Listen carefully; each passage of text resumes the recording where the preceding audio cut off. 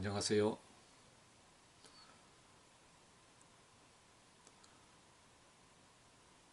오늘 여러분들하고 같이 생각해 볼 주제는 김미정 평론가의 흔들리는 별자리들이라는 문학, 문화 평론집입니다. 근데 시장에는 아직 배본이 되질 않았고 출판도 아직 이루어지질 않았습니다. 제가 그 원고를 미리 받고 읽어볼 수 있는 기회를 가졌기 때문에 생생한 원고 상태의 그 내용을 여러분들에게 미리 전해드리면 4월경에 도서출판 갈무리에서 나올 예정인 이 책에 대한 흥미로운 소개가 되지 않을까 싶어서 이 주제를 유튜브 채널에 주제로 선택하게 되었습니다. 글쎄요, 4월에 나올 때에 정작 흔들리는 별자리들이라고 하는 제목을 달고 나올지 아니면 다른 제목으로 게재가 되어서 나올지 아직은 잘 모르겠습니다. 그렇지만 오늘은 필자가 애초 제시한 움직이는 별자리들이라는 제목을 가지고 주제를 풀어나가 보도록 하겠습니다.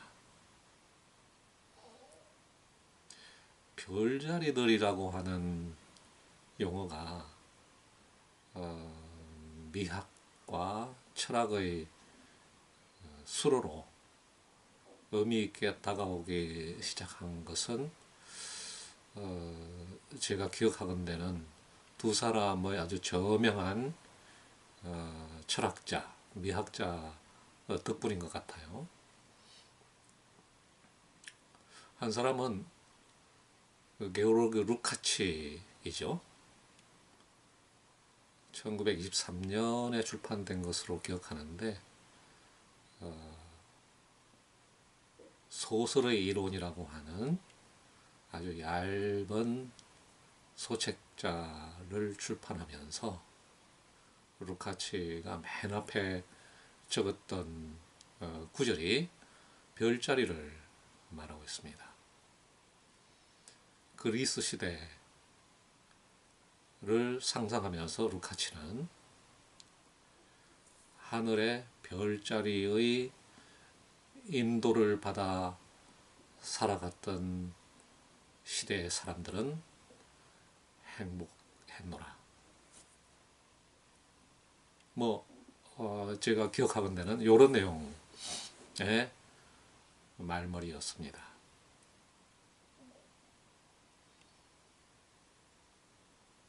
이 말은 루카치로서는 루카치 자신이 살고 있는 1920년대의 이 현실이라고 하는 것이 대단한 격변기이고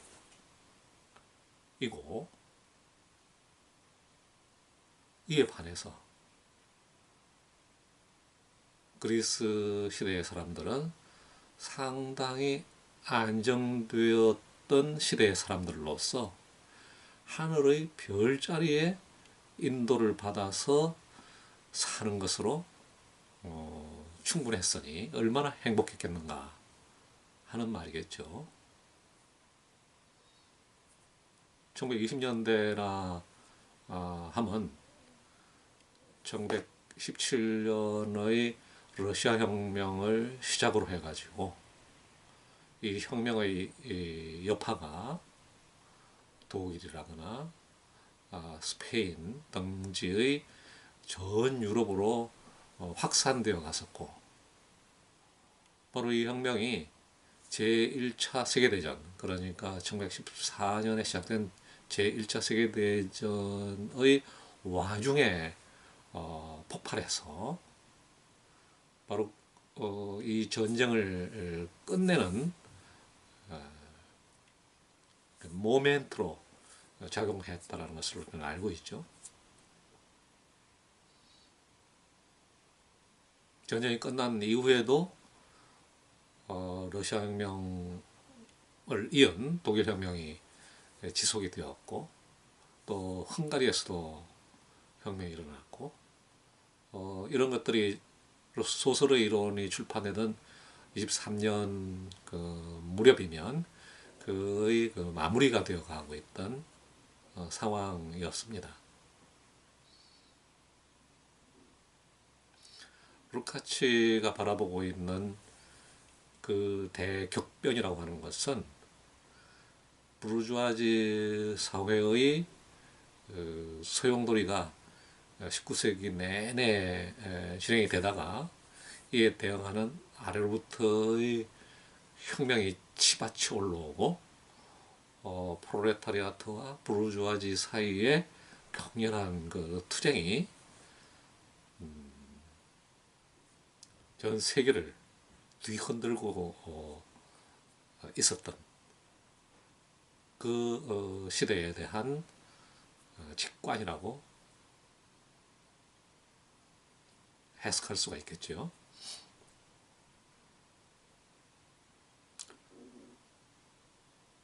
루카치의 별자리라고 하는 건 상당히 고정되어 있는 별자리입니다. 안정을 가져다주는 별자리, 어떤 불변성의 이미지.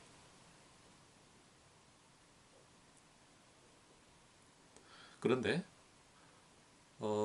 거의 동시대를 살았다고 할 수 있는 발트 베냐민의 경우는 독일 비에극의 원천에서 루카치가 사용했던 그 별자리라는 말을 가지고 와서 여기에 다른 의미를 부여하는데요. 다른 콘텍스트 속으로 그 단어를 가져왔다, 이렇게 말씀드릴 수가 있겠는데, 베냐민은 바로 이 별자리라는 말을 철학에서의 관념과 대상의 관계에 적용을 합니다. 별자리, 성좌, 영어나 독일어로는 발음이 비슷하긴 한데요. 영어로는 constellation, 독일어로는 constellation 이라고 불리는 이 별자리. 영어에서 con 더하기 stel 더하기 ation이죠. 스텔라, 스텔로, 이건 별이라는 뜻이고, con은 함께 하다, 함께 모아놓다 라는 뜻이죠. 맨 뒤의 ation은 전미사겠고요. 그러니까 별들이 함께 모여서 이루는 그 지도, 이게 별자리 아니겠습니까? 이 별자리라고 하는 것을 베냐민은 관념이라고 보았고, 철학적 관념의 그 대상을 실제로 보았던 것이죠. 근데 실제로서의 대상이 변치 않을 때에도, 항상 그대로 있을 때에도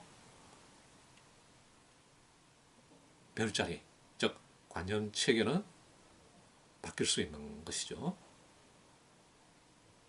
그러니까 루카치의 별자리와 달리 베냐민의 별자리는 가변적이고 이동하는, 지금 김희정 평론가가 사용한 동사를 빌려온다면 움직이는 성격을 갖고 있습니다. 그 별자리로서의 그 인식의 지도, 프레드릭 제임슨이 사용했던 인식의 지도, 그 관념의 그 체계, 관념의 프레임, 이것은 인식자의 상태에 따라서 달라질 수 있다는 게 베냐민의 생각이었습니다. 그러면 김미정 평론가의 이 평론집에서 별자리라고 하는 것은 어떤 성격을 갖고 있는가?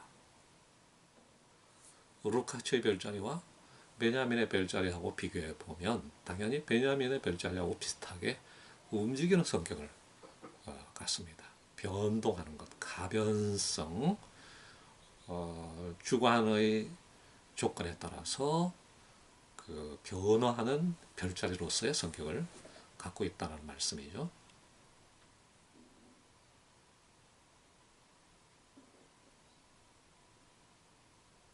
그런데 차이가 있습니다. 김미정 평론가에게서 별자리의 움직임은 단지 관념상에서의 변화만을 의미하는 게 아니고 현실적 대상세계 그 자체의 움직임, 변화를 지시하고 있다는 점이 베냐민하고의 차이라고 말씀드릴 수 있겠죠. 물론 루카치의 별자리의 안정성과 또 견주어 본다면 이 별자리의 가변성이라고 하는 점에서 루카치의 별자리하고도 차이가 나는 그러한 개념이다. 그러므로 우리는 이 텍스트를 이해함에 있어서 별자리의 움직임을 사고하기 위해서 관념상에서의 변화와 현실 세계 그 자체에서의 변화를 동시에 추적해야 할 필요성에 직면하게 됩니다.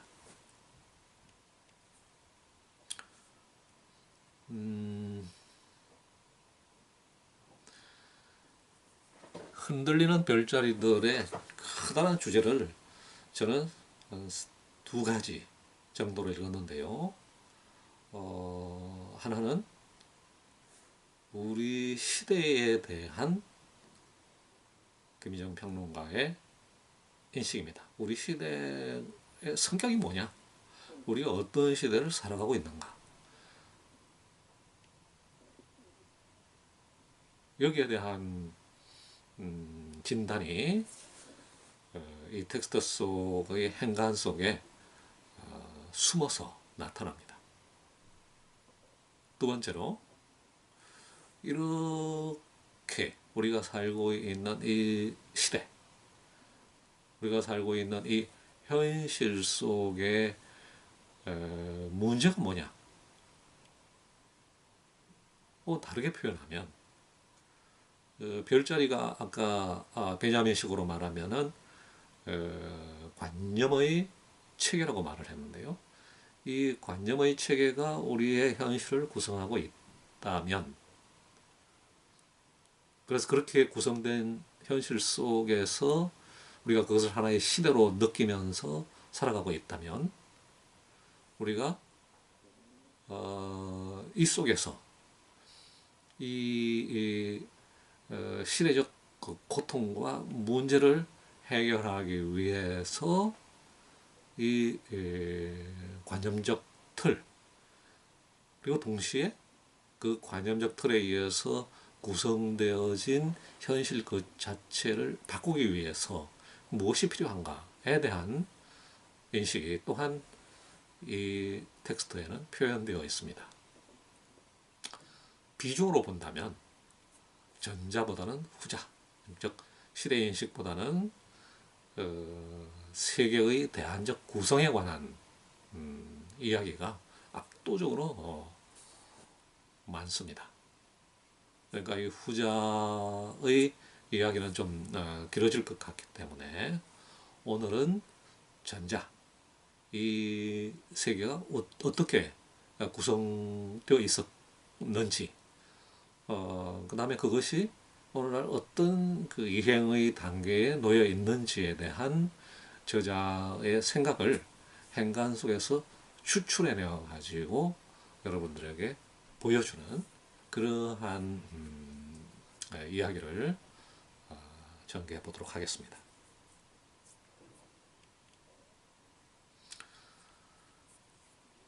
이 이야기에 본격적으로 들어가기 전에 이 텍스트가 2019년도에 출판된다라는 것, 그리고 그것이 씌어진 연대는 제가 엄정하게 이렇게 살펴보지는 않았지만 읽으면서 느낀 것으로는 대략 2015년에서부터 2018년 사이 정도에 주로 썼던 글들이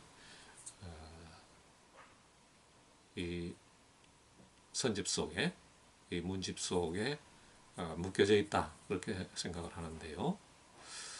15년에서 18년의 이 경과 속에서 저자의 세계인식이 조금씩 변화하고 구체화되어 가는 것을 읽어볼 수가 있습니다. 흔들리는 별자리들이라고 하는 제목을 달게 된 것은 아마도 최근일 것으로 짐작이 되고요. 이러한 제목을 달게 된 역사적 배경을 한국적 콘텍스트 속에서 찾아보라면 당연히 2016년 10월 말부터 2017년 3월까지 뜨겁게 타올랐던 촛불 투쟁, 이른바 촛불 혁명이라고 하는 사건을 빼놓고는 생각하기 어려울 것 같아요. 이 책에서 촛불에 대한 분석은 그렇게 많지 않고 오히려 2014년 4월 16일 세월호 사건이라거나 조금 더 거슬러 내려간다면 2011년 3월 11일 일본 동북부 지역에서 일어났던 대지진과 원전 폭발 사건, 그리고 최근으로 와서 강남역 사건이라거나 그 강 건너에서 일어났던 구의역 사건 같은 것들이 오히려 이 텍스트의 주요한 사유 대상으로 되고 있습니다. 하지만 우리가 촛불이라고 하는 역사적 사건을 경유하지 않았다면 이 책에서 전개되는 그 사유가 명확한 가닥을 잡고 자기 언어를 획득해 나가기가 쉽지 않지 않았을까, 이렇게 추측을 해봅니다. 촛불이라고 하는 것은 아래로부터의 다양하고 거대한 그 다중들이 이게 나라냐라고 질문을 하면서 지금 구성되어 있는 그 나라의 문제를 행동으로서 지적하기 시작한 사건이라고 말을 할 수가 있죠.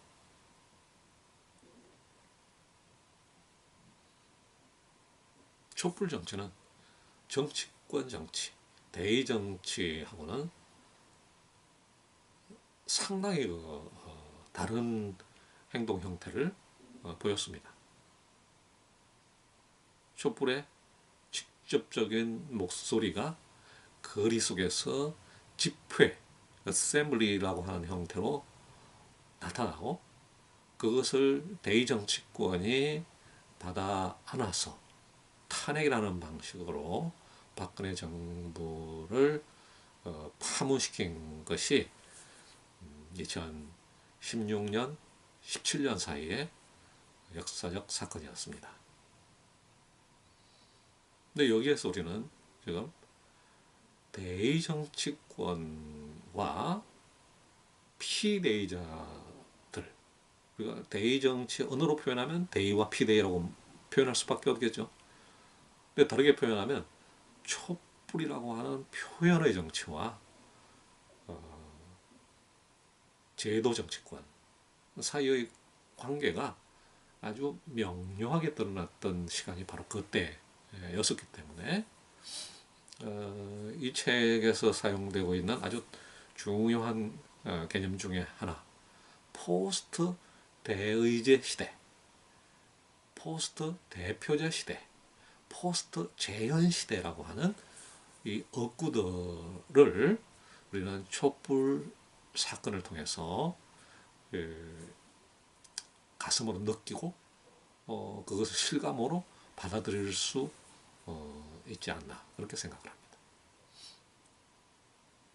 이미 말씀을 드렸지만 저자는 우리가 살고 있는 시대를 포스트 대의제 시대라고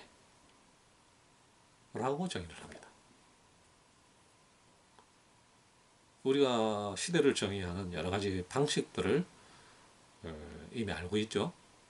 저 같은 경우에는 인지자본주의라고 하는 책에서 우리가 살고 있는 시대를 인지자본주의 시대라고 불렀습니다. 이것은 자본의 변태를 중심으로 한 시대 규정이죠. 물론 제가 사용한 방법론은 인지자본의 출현을 노동의 인지화라고 하는 아래로부터의 변형으로부터 규정해 나가는 그런 방법론을 썼기 때문에 자본 중심적인 역사 규정처럼 보이지만 본질에 있어서는 노동 아래로부터의 인간적인 삶을 중심으로 놓는 사고법 하에서 그러한 역사적 명령을 가져왔습니다.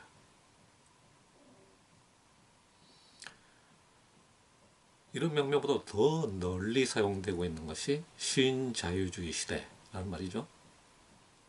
이거는 우리가 살고 있는 시대를 정치적 시스템 혹은 정치 전략의 측면에서 접근해 가지고 그 시대의 특징을 규정하는 방법이라고 생각을 합니다.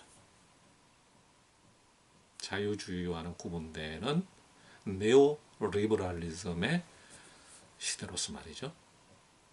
아마도 많은 사람들은 국가 권력이 시장 권력으로 전환되어가는 그러한 과정을 신자유주의화 속에서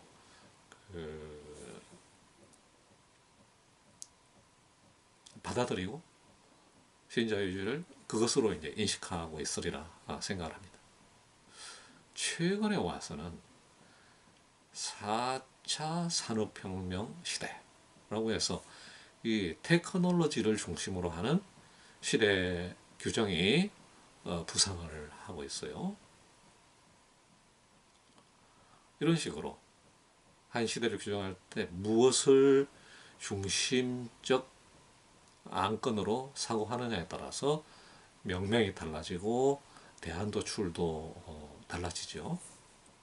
근데 저자는 포스트 대의제 시대, 포스트 대표제 시대라는 말로서 우리 시대를 규정했기 때문에 기본적으로는 우리의 정치 시스템 속에 지배적인 것으로 자리 잡고 있는 대의제, 대표제에 대한 비판을 사고의 중심에 놓고 자신의 논지를 전개한다. 이렇게 볼 수가 있겠죠.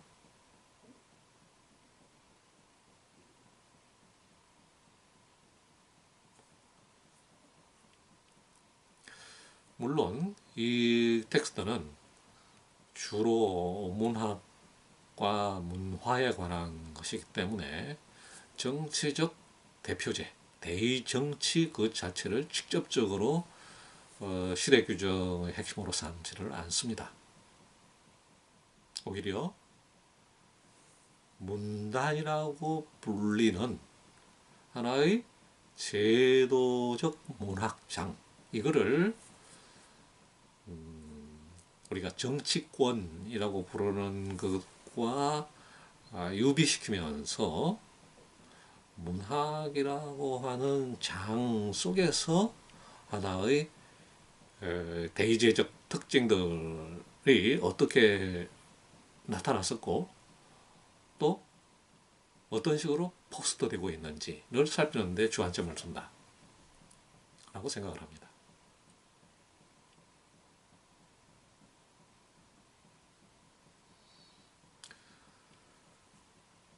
지금 문단과 정치권 두 개를 유비시킨다라고 말씀을 드렸는데요. 정치권, 우리는 광해의 정치권은 삼권 분립 체제이니까 행정부, 입법부, 사법부를 다 통치하는 것으로 말해야 되겠죠. 국회 의사당을 중심으로 하는 그러한 입법 중심의 정치 규정을 넘어서서 행정과 입법과 사법 이렇게 3권을 모두 정치권이라고 해야 될 것 같고 강준만 선생의 이야기처럼 지금은 여기에 제3부로서 언론, 방송 이런 부분도 광의 정치권의 한 영역으로 편입되지 않았는가 그렇게 생각을 하는데요. 근데 우리가 사법부는 안타깝게도 대의적 방식으로 구성되지는 않죠. 즉 국민이 사법부의 최고 권력자들을 선출하고 있지도 않고 판검사들을 선출하고 있지도 않습니다. 그러할 필요에 대한 제기들이 국민들로부터 이미 제출되고 있지만 사법부는 고위직의 경우에는 그 대통령으로부터 임명되는 경우가 많고요.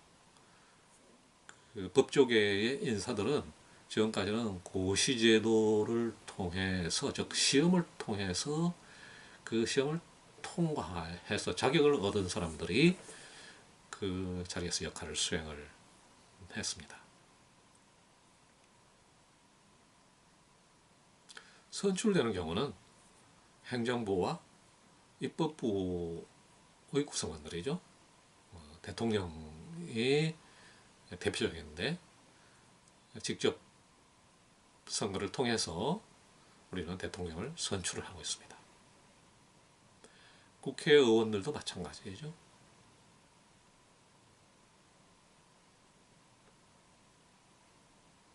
국회의원은 국민들을 대의하도록 역할이 주어져 있는 사람들입니다.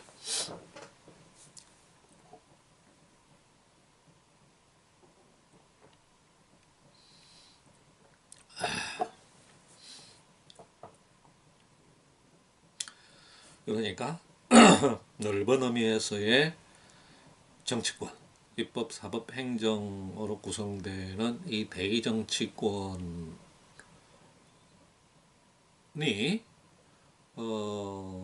수많은 국민들의 정치적 욕구, 필요를 어떻게 충족시키는가, 어떻게 충족시킬 것인가, 그러한 충족을 위해서 뭐가 필요한가를 사고하는 것이 대의정치의 문제라고 할 수가 있겠는데, 이 대의정치는 지난 역사적 과정 속에서 국민들을 충실히 대의하지 못한다는 점에서 수많은 비판을 받아왔죠. 박근혜 정부의 탄핵에 이르는 과정도 바로 대의정치권이 제대로 된 대의를 수행하지 못한다고 하는 것, 제대로 대의를 수행할 수 있는 정부를 만들어야 된다라고 하는 방향에서 촛불 투쟁이 전개되었습니다.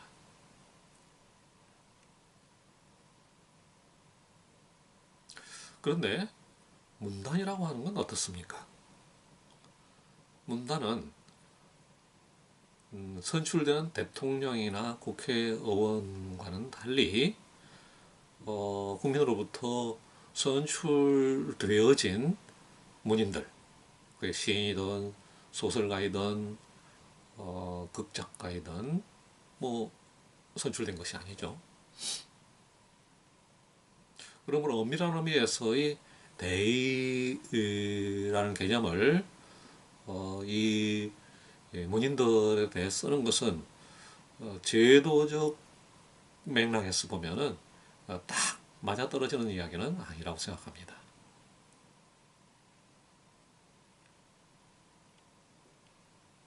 그럼에도 불구하고 우리가 사법부에서 일하는 법조인들, 판검사들 이런 사람들이 자격시험을 쳐서 국민을 대의하는 역할을 하는 사례를 좀 전에 말씀드렸는데요. 문인들의 경우는 등록된 작가, 문인들의 경우는 바로 등단 절차라는 과정을 밟아서 일정하게 문인 자격을 획득한 사람이다. 이렇게 생각할 수가 있습니다. 고시처럼 시험을 치는 건 아니죠. 하지만 등단 절차는 심사위원들이 있고 그 심사위원들의 심사를 거쳐서 이 사람은 글을 쓸 자격이 있다라고 인정된 사람들이 문단을 주로 구성을 하고 있어요. 그러니까 이 심의라고 하는 그 과정이 어떤 사람을 문인으로 만들 것인가, 제외시킬 것인가 하는 문제를 결정한다고 볼 수가 있겠죠. 물론 최종 결정은 이 사람의 원고가 활자화되어서 책으로 출판되는가 아닌가. 물론 디지털 시대에는 꼭 활자 출판만이 출판이라고 말할 수는 어렵겠는데요. 우리가 좀 전통적 그 관습 속에서 우리가 문인들을 한번 생각해 보자면 활자화, 출판, 잡지에 실린다거나 단행본을 낸다거나 이거는 굉장히 중요한 하나의 통과 절차라고 말할 수 있겠죠. 이런 통과 절차를 보통 등용문을 통과한다 그렇게 표현하는데 등 플러스 용문, 용이 되기 위한 문, 용문을 통과해서 그 문단으로 올라가는 등. 그래서 그걸 등단이라고 불렀습니다. 그러니까 문단이라고 하는 말은 이미 보통의 사람들이 등용 과정을 통해 가지고 단상에 올라가 가지고 뭔가 발언권을 획득하는 절차라고 생각할 수가 있겠죠. 공식적 발언권. 그래서 문단에 오른 사람들에게는 잡지에 자기의 원고를 실을 권리가 주어지고 또 평론가들로부터 일정한 평가를 받을 권리가 주어지고 또 국가나 사적 기업체들로부터 일정한 후원을 받을 권리도 주어지는 것이죠. 이런 식으로 문단이 구성이 됩니다. 이 과정은 선출을 통한 대의라고는 볼 수 없겠지만 심의 과정과 출판이라는 과정을 통해서 일정한 대의성을 대표 발언성을 획득하는 과정이다 라고 볼 수 있겠고 이러한 의미에서 문단과 정치권을 일정하게 유비하는 것은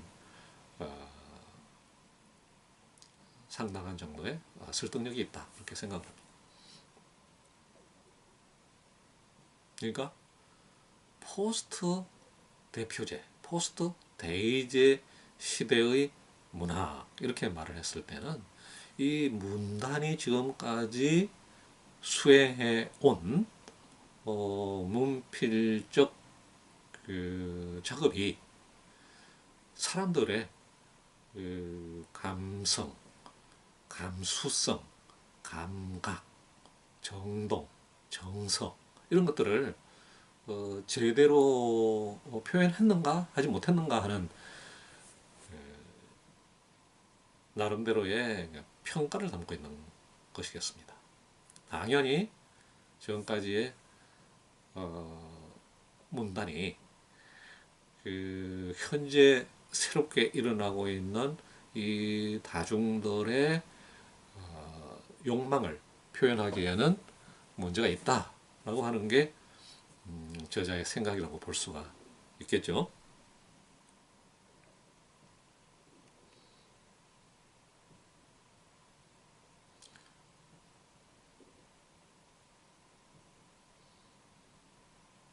좀 이러한 이제 대의제적 그 조건의 변화와 변이 혹은 이행에 대한 인식이 이 책의 이제 중요한 부분을 구성하는데 대의제적 조건이 사람들의 그 미적 체험의 조건을 구성해 왔다라는 것이 이 책의 이제 중요한 줄기인데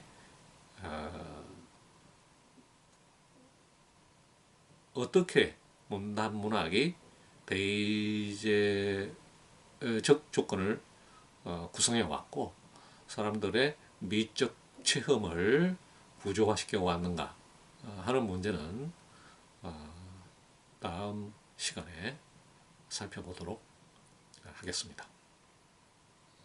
감사합니다.